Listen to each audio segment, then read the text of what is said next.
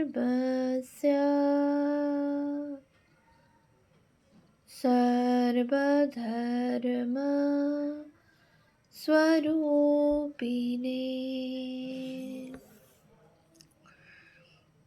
अवतार वरिष्ठाय रामकृष्णाय ते नमः।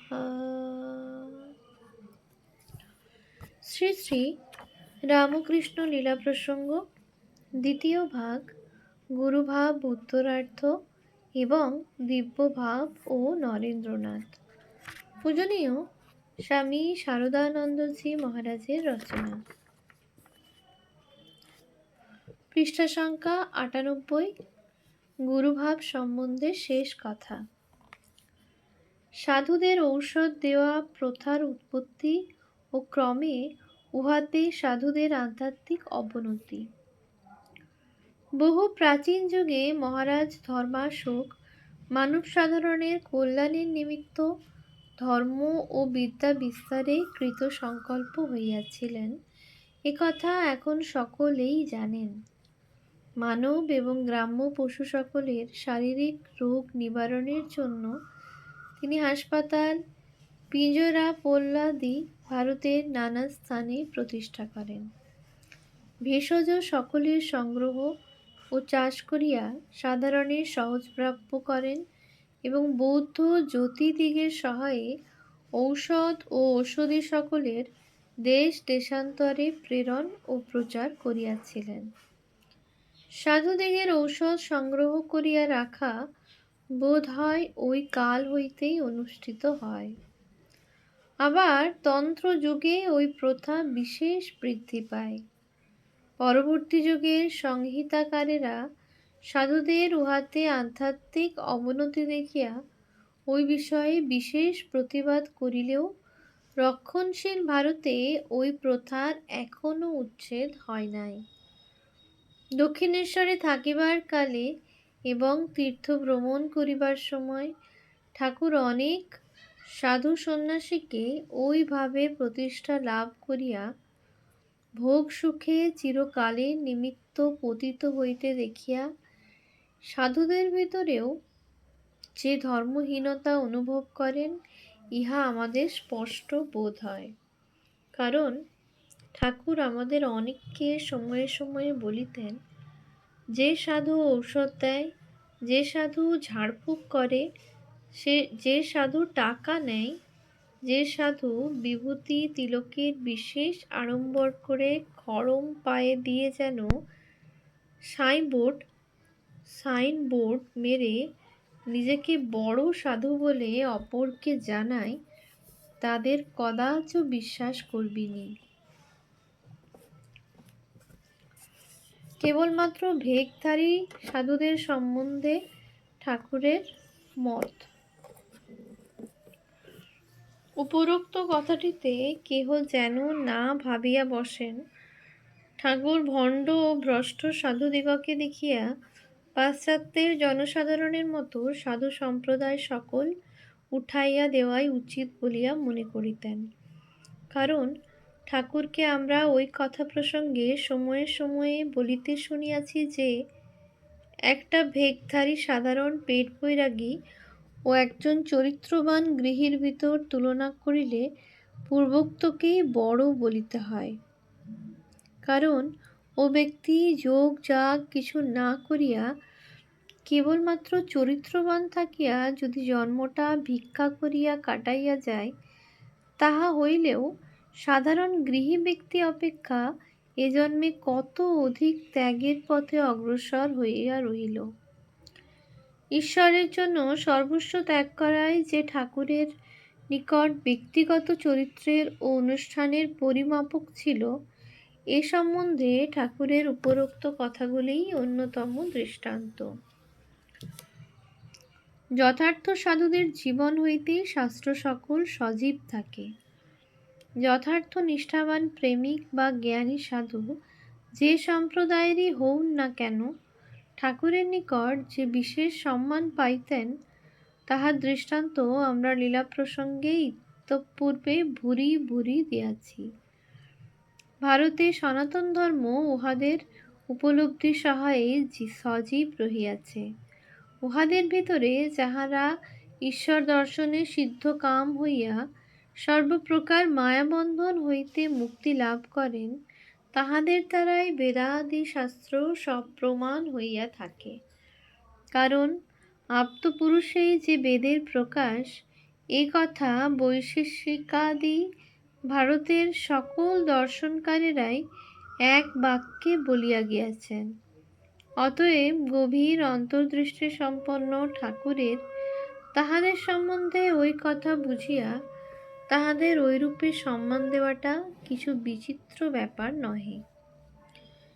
যথার্থ সাধুদের ভিতরেও একদেশী ভাব দেখা।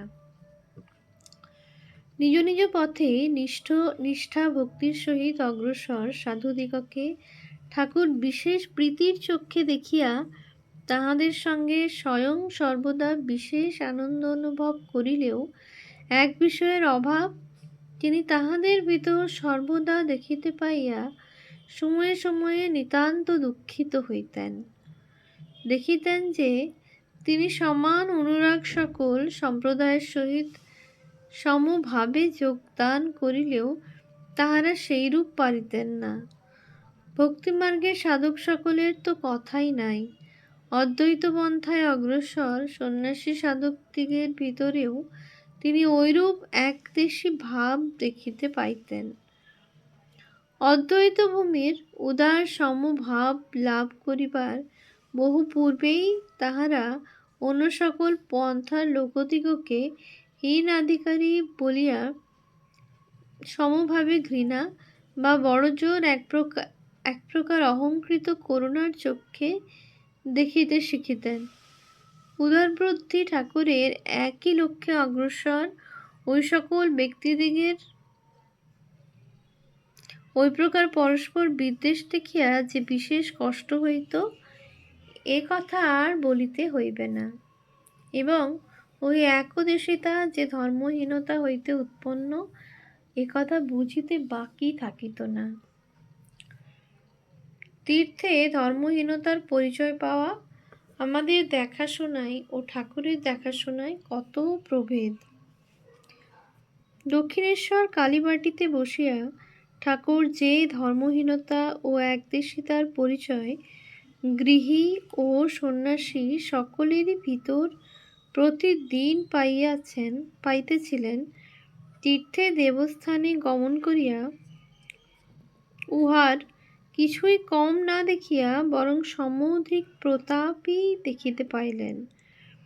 মধুরে দান গ্রহণ করিবার সময় ব্রাহ্মদিগের বিবাদ, কাশীস্থ কতকগুলি তান্ত্রিক সাধকের পূজানুষ্ঠান দেখিতে তাহাকে আহ্বান করিয়া জগদম্বার পূজা নামমাত্র সম্পন্ন করিয়া কেবল কারণ পানে ঢলাঢলি, দণ্ডীস্বামীদের প্রতিষ্ঠা ও নাম যশ লাভের জন্য প্রাণপণ প্রয়াস, বৃন্দাবনে বৈষ্ণব বাবাজীদের সাধনার ভানে যোশিত সঙ্গে কাল যাপন প্রভৃতি সকল ঘটনায় ঠাকুরের তীক্ষ্ণ দৃষ্টির সম্মুখে নিজ যথাযথ রূপ প্রকাশ করিয়া সমাজ এবং দেশের প্রকৃত অবস্থার কথা বুঝাইতে তাহাদিগকে সহায়তা করিয়াছিল। অবশ্য নিজের ভিতর অতি গভীর নির্বিকল্প অদ্বৈত তত্ত্বের উপলব্ধি না থাকিলে শুদ্ধ ওই সকল ঘটনা দেখাটা ওই বিষয়ে বিশেষ সহায়তা করিতে পারিত না। ওই ভাব উপলব্ধি ইতঃপূর্বে করাতেই ঠাকুরের মনে ব্যক্তিগত ও সমাজগত মনুষ্য জীবনের চরম লক্ষ্য সম্বন্ধে ধারণা স্থির ছিল এবং উহার সহিত তুলনায় সকল বিষয় ধরা বোঝা সহজসাধ্য হইয়াছিল। অতএব যথার্থ উন্নতি, সভ্যতা, ধর্ম জ্ঞান, ভক্তি, নিষ্ঠা, যোগ, কর্ম প্রভৃতি প্রেরক ভাবসমূহ কোন লক্ষ্যে মানবকে অগ্রসর করাইতেছে, অথবা উহাদের পরিসমাপ্তিতে মানব কোথায় যাইয়া কিরূপ অবস্থায় দাঁড়াইবে তদ্বিষয় নিঃসংশয়রূপে জানাতেই ঠাকুরের সাধারণ ভাবভূমিতে থাকিবার কালে ব্যক্তিগত এবং সমাজগত জীবনের দৈনন্দিন ঘটনাবলীর ঐরূপে দেখা ও আলোচনা তাহাকে সকল বিষয়ে সত্যাসত্য নির্ধারণে সহায়তা করিয়াছিল। বুঝো না, যথার্থ সাধুতার জ্ঞান না থাকিলে তিনি কোন সাধক কতদূর অগ্রসর তাহা বুঝিতেন কিরূপে? তীর্থে ও দেব মূর্তি আদিতে বাস্তবিকই যে ধর্মভাব বহু লোকের চিন্তাশক্তির সহায়ে ঘনীভূত হইয়া প্রকাশিত রহিয়াছে, এ কথা পূর্বে নিঃসংশয়রূপে না দেখিলে মহা সত্যনিষ্ঠ ঠাকুর জনসাধারণকে তীর্থাটন ও সাকার উপাসনায় অতি দৃঢ়তার সহিত প্রোৎসাহিত করিতেন কিরূপে? অথবা নানা ধর্ম সকলের কোন দিকে গতি এবং কোথায় পরিসমাপ্তি তাহা জানা না থাকিলে ওই সকলের একদেশিতাটিই যে দূষণীয়, একথা ধরিতেন কিরূপে?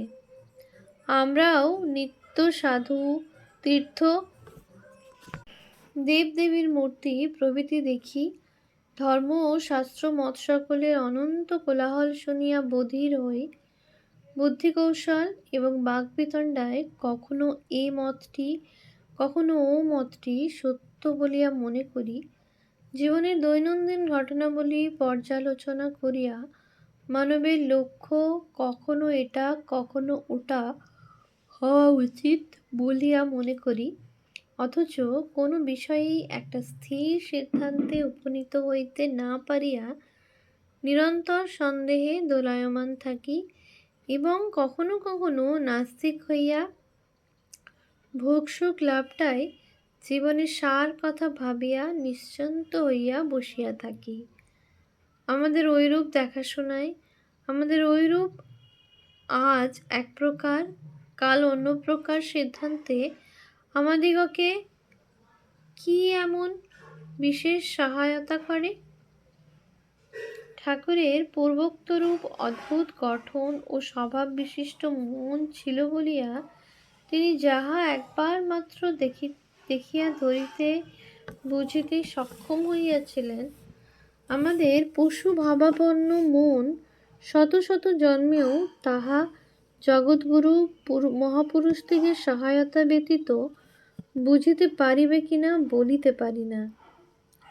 জাতিগত সৌসাদৃশ্য উভয়ে সামান্যভাবে লক্ষিত হইলেও ঠাকুরের মনে ও আমাদের মনে যে কত প্রভেদ তাহা প্রতি কার্যকলাপেই বেশ অনুমিত হয়। ভক্তিশাস্ত্র ওই জন্যই অবতার পুরুষদিগের মন সাধারণ অপেক্ষা ভিন্ন উপাদানে রজস্তমরহিত শুদ্ধ সত্ত্বগুণে গঠিত বলিয়া নির্দেশ করিয়াছেন। ঠাকুরের নিজের উদার মতের অনুভব। এইরূপে দিব্য ও সাধারণ উভয় ভাবভূমি হইতে দর্শন করিয়াই দেশের বর্তমান ধর্মহীনতা, প্রচলিত ধর্মমত সকলের একদেশিতা, প্রত্যেক ধর্মমত সমভাবে সত্য হইলেও এবং বিভিন্ন প্রকৃতি বিশিষ্ট মানবকে ভিন্ন ভিন্ন পথ দিয়া চরমে একই লক্ষ্যে পৌঁছাইয়া দিলেও পূর্বাচার্যগণের তদ্বিষয়ে অনভিজ্ঞতা বা দেশ কাল পাত্র বিবেচনায় অপ্রচার ইত্যাদি অভিনব মহাসত্য সকলের ধারণা ঠাকুর তীর্থাদি দর্শন হইতেই বিশেষ রূপে অনুভব করিয়াছিলেন। আর অনুভব করিয়াছিলেন যে একদেশিত্বের গন্ধ মাত্র রহিত, বিদ্বেষ সম্পর্ক মাত্র শূন্য, তাহার নিজ ভাব জগতের পক্ষে এক অদৃষ্টপূর্ব ব্যাপার। উহা তাহারই নিজস্ব সম্পত্তি, তাহাকেই উহা জগৎকে দান করিতে হইবে। ওম শান্তি শান্তি শান্তি। হরি ওম তৎসৎ। শ্রীরামকৃষ্ণার্পণমস্তু।